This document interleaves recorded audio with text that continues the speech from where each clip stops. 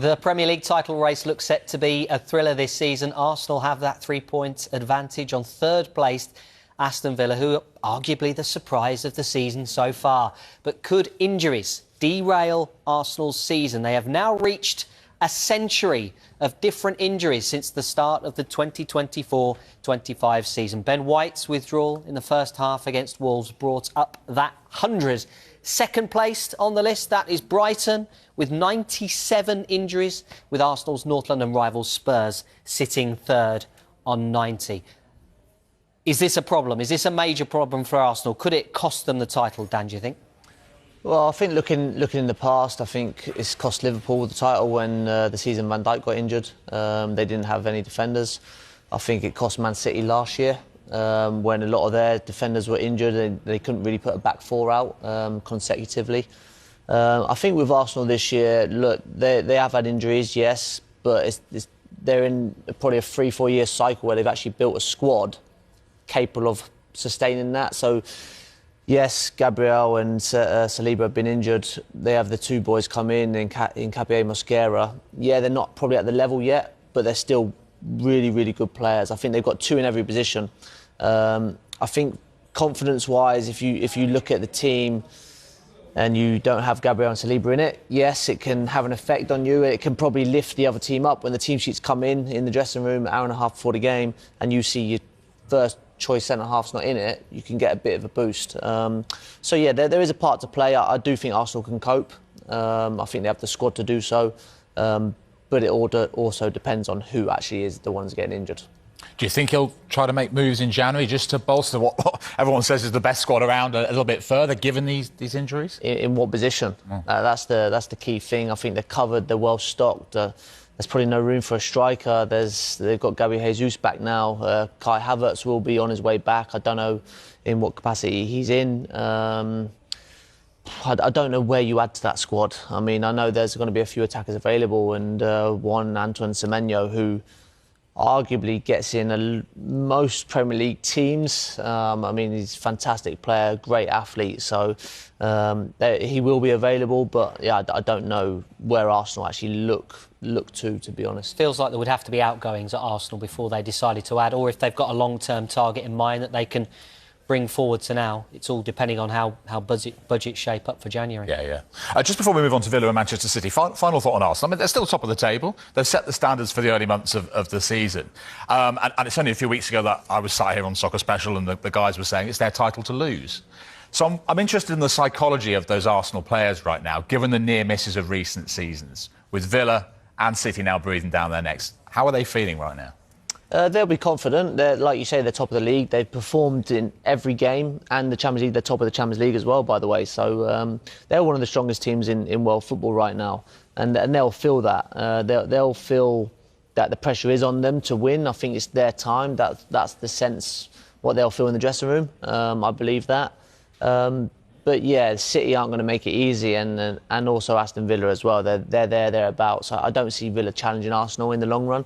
But City will be, and it's going to be a great title race. It certainly is. I mean, Aston Villa, Dave, we must have been doing Premier League shows in the early weeks of the season when they didn't win in the first 5 games, didn't win a game until the end of September. Everyone was scratching their heads going, what's going on with Villa and Emery? What a turnaround.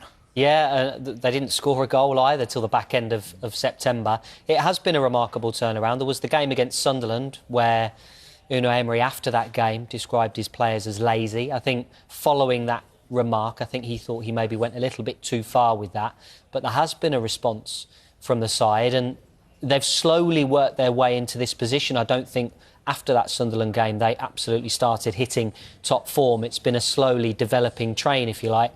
And then they had the victory at Brighton, and they're following that up. I think it's 9 in a row now in all competitions, and it's been a terrific run of results for Unai Emery and Aston Villa. And who's to say they're not in the title race? Maybe if it was Chelsea and Villa's position, everybody would be saying, well, this is going to be a 3-way title race. But because it's Aston Villa, maybe people are saying it's a 2-way title race. But why count them out at this stage? And maybe they don't mind if people are writing them off as well. Who knows? And I'd love to know what it's like working with Unai Emery. I mean, he just seems to have a knack of getting the best out of players. You know, and one of those in particular, Dan, is Morgan Rogers. What a rise for him in the last couple of years. The strides he's taken under Emery. Yeah, Unai Emery is a fantastic coach, fantastic manager. I've heard his attention to detail is amazing. His meetings are amazing. And it's probably all that analysis is helping Morgan Rogers to improve. And he himself has taken his game to the next level, because he went on loan to Bournemouth a few years ago and it didn't play at all. It didn't quite work out. And I don't think anyone in that club would have saw the rise. I don't think Manchester City would have saw the rise, because they certainly wouldn't have let him go. But yeah, he's helped himself for sure, and he's looking like he's one of the first names on that plane in the World Cup. But you also look at the change in his season as well. Earlier this season, Morgan Rogers was jeered by his own supporters when he was really struggling to find even a successful pass in a game. And you look at the turnaround to now, where he's finding his feet, goals and assists, and everyone's talking about him starting in the World Cup over Jude Bellingham. It's absolute chalk and cheese from the start of the season to now, and that is almost the kind of personification of Villa's turnaround this season. Oh, the fickle world of football, eh? Yeah. Manchester City, what's that song that goes, what's that coming over the hill? Can you see them going on a run like they've done in the last few years? In fact, you and I were sat down over there before we came on air looking at 2023-24 and the unbelievable run they went on, which started around about this time, didn't it? Yeah, it was ridiculous. I think they lost the last game of the season, which was a cup final in that year, possibly. Yeah, we know City have done it twice previously. We haven't seen Arsenal do it yet. I believe Arsenal are capable of doing something like that. But Manchester City are proven that they've been there, they've done it. Erling Haaland is scoring goals for fun. Phil Foden is getting back to his best. Jeremy Doku's having the best season of his time at Manchester City so far.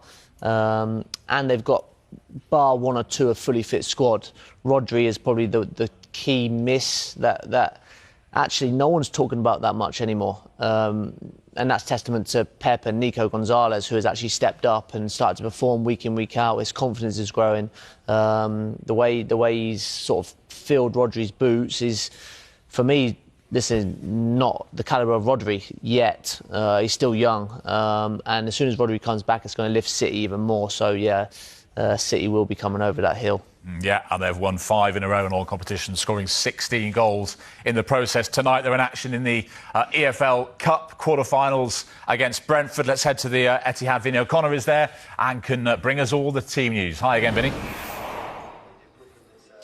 Yeah, I think we expected... Right, let's get to Tottenham Hotspur now. It has been a mixed start for Thomas Frank, hasn't it, since he arrived in the summer. I say Carve's with Dan and myself in the studio. Carve, what's the view? Everyone's got an opinion on Frank and the job he's doing at Spurs. What's the view inside the club on how he's getting on?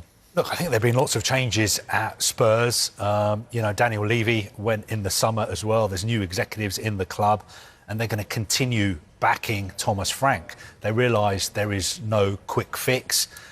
Players like Harry Kane have gone, Son have gone as well. He's had to contend with a lot of injuries this season. But it is really worrying times for Spurs fans. A lot of Spurs fans I know are feeling disillusioned, disenchanted. When they watch their side, they want to be excited. Even if the side don't always win, they want to see Spurs play like Spurs. And that is not what they're seeing at the moment, especially in games, for instance, big derbies against Chelsea, the North London derby against Arsenal, even in the old days when Spurs didn't have particularly good sides.